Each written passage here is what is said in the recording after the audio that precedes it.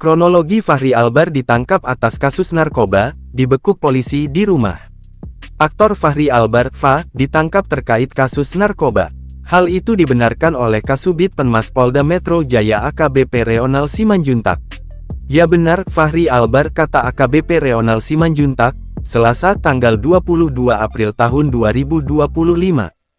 Fachri Albar berhasil diamankan oleh Satres Narkoba Polres Metro Jakarta Barat di kawasan Jakarta Selatan, Minggu tanggal 20 April tahun 2025. Penangkapan tersebut usai polisi mendapat informasi dari warga sekitar.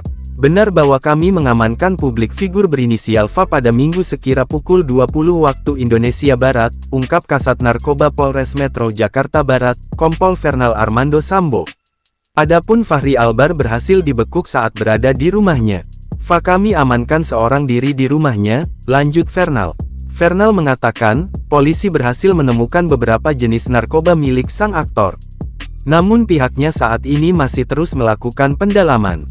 Barang bukti ada beberapa jenis dan saat ini masih dalam proses pendalaman, terang Fernal. Fernal menambahkan, Fachri Albar diketahui sebagai seorang aktor. Bahkan Fachri Albar juga disebut sering terlibat dalam beberapa layar lebar hingga sinetron.